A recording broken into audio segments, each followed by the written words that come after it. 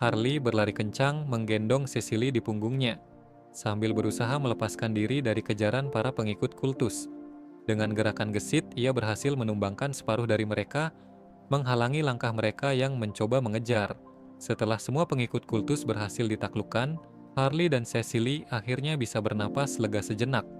Harley menatap sekeliling lalu bertanya, "Inikah gudang penyimpanan yang kau maksud, Cecily?"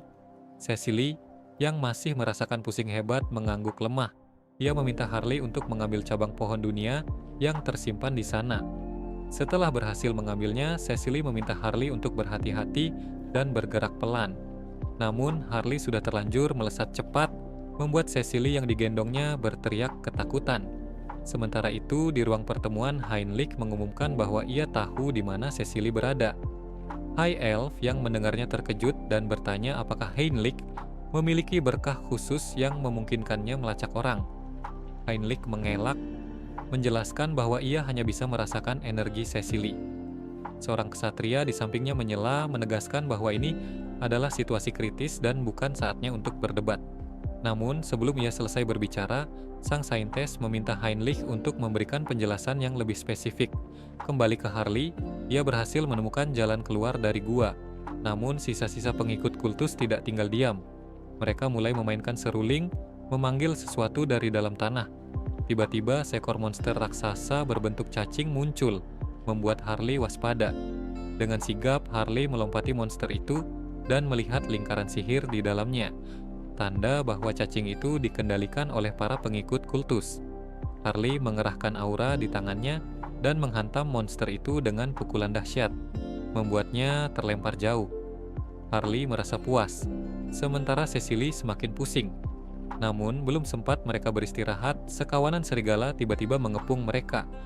Harley segera mengeluarkan kapaknya, siap menghadapi ancaman baru. Dari kejauhan, para pengikut kultus mengamati pertarungan Harley, bertanya-tanya siapa sebenarnya wanita tangguh ini. Mereka tahu besok adalah hari pengorbanan Half-Elf dan cabang pohon dunia, dan mereka telah memasang mantra penyegelan untuk mengamankan lokasi.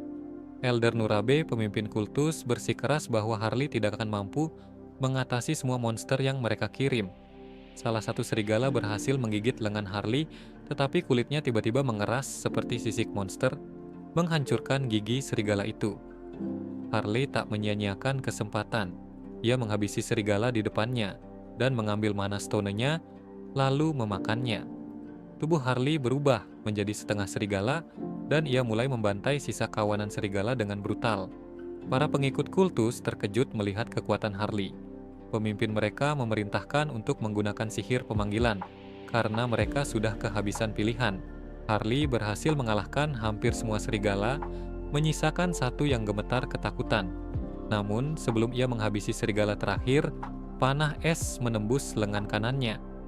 Harley terkejut, apalagi ketika melihat bahwa panah itu dilemparkan oleh seorang jewelry human dengan kemampuan serap yang luar biasa. Tiba-tiba, sesuatu yang besar dan merah terbang mendekat seekor devil raksasa. Harley tersenyum, yakin bahwa mereka tetap tidak akan mampu mengalahkannya. Namun, serangan dingin dan panas menghantamnya bertubi-tubi, membuatnya tergeletak. Devil itu bersiap untuk mengakhiri Harley, tetapi cahaya keemasan tiba-tiba menyambar, menghentikan serangannya. Para pengikut kultus panik bertanya-tanya dari mana datangnya kekuatan suci itu. Ternyata Heinrich telah tiba, siap bertempur. Di ruang pertemuan, seorang ksatria di sebelah sang saintes bertanya, "Apakah Yang Mulia percaya pada ketidakpastian ini?"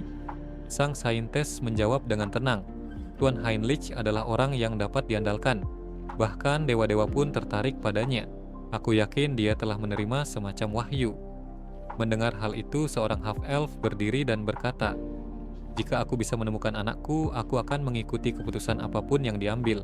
Heinrich, tolong tunjukkan jalannya." Kembali ke medan pertempuran, Heinrich sedang berhadapan dengan Devil.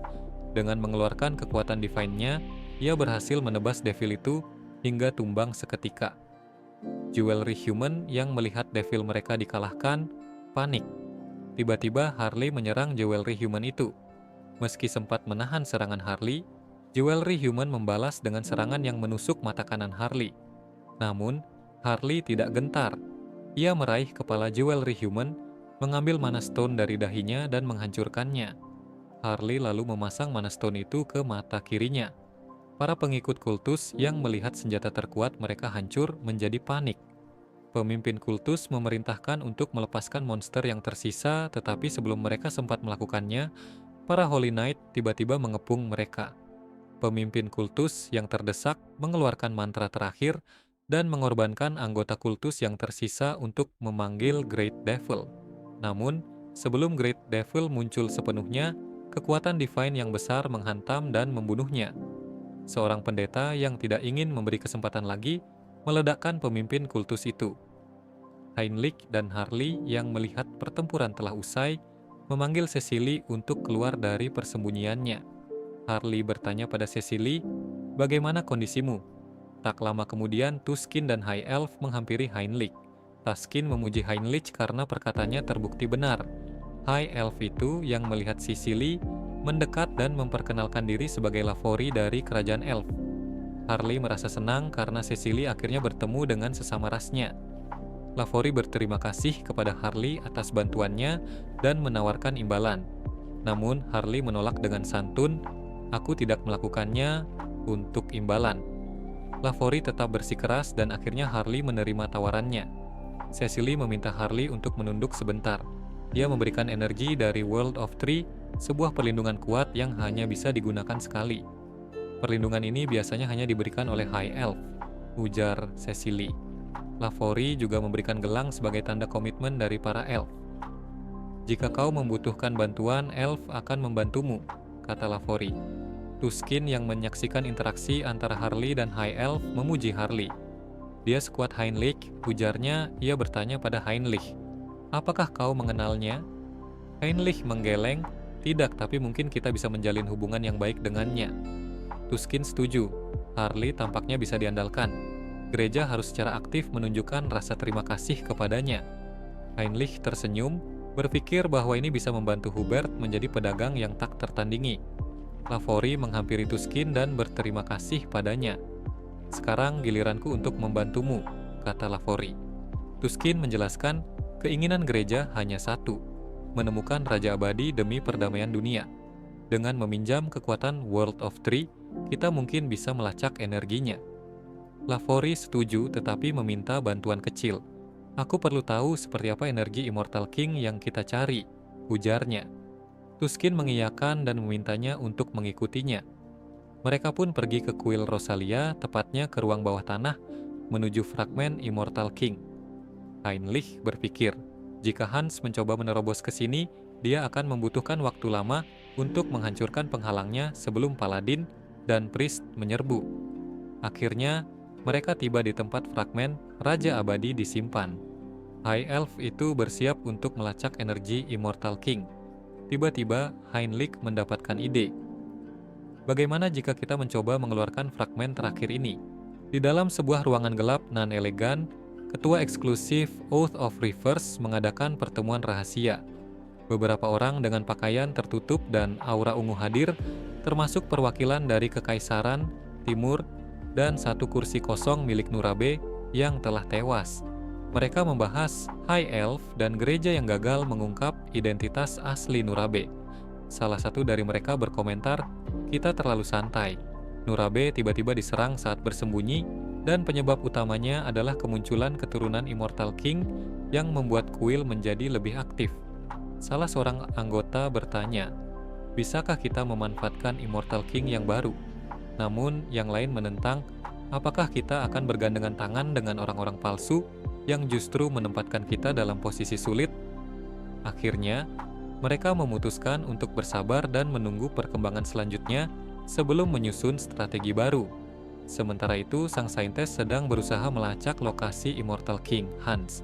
Hans yang menyadari dirinya sedang dilacak, segera menyembunyikan fragmen Raja Abadi yang ia bawa.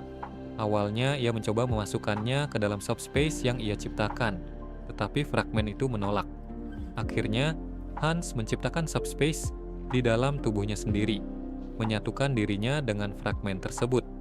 Dengan cara ini, ia berhasil menyembunyikan jejak fragmen dengan sempurna. Untuk memastikan tidak ada bukti yang tersisa, ia membakar semua sisa-sisa yang mungkin mengarah padanya. Setelah itu, Hans berjalan keluar dan sengaja mengeluarkan aura kuatnya. Tindakan ini membuat High Elf berhasil mendeteksi lokasinya. High Elf segera melaporkan Immortal King berada di hutan sebelah barat benua ini. Mendengar kabar ini, Tuskin segera mengumpulkan semua uskup agung yang sedang bertugas. Paladin Pirei dari Kardinal Jeron juga ikut bergabung dalam ekspedisi ini. Tuskin merasa lega karena Kardinal Jeron turut serta. Sang Saintes awalnya ingin ikut, tetapi Archbishop menolak. Yang mulia adalah pondasi kuil. Anda harus tetap aman di sini. Sebagai gantinya, Archbishop berpesan kepada Heinrich, jaga kuil utama dan Sang Saintes. Jika terjadi sesuatu saat kami pergi, lindungi dia. Heinrich yang melihat kepergian mereka berpikir, aku tidak perlu khawatir, aku akan menjaga Sang Saintes dengan baik.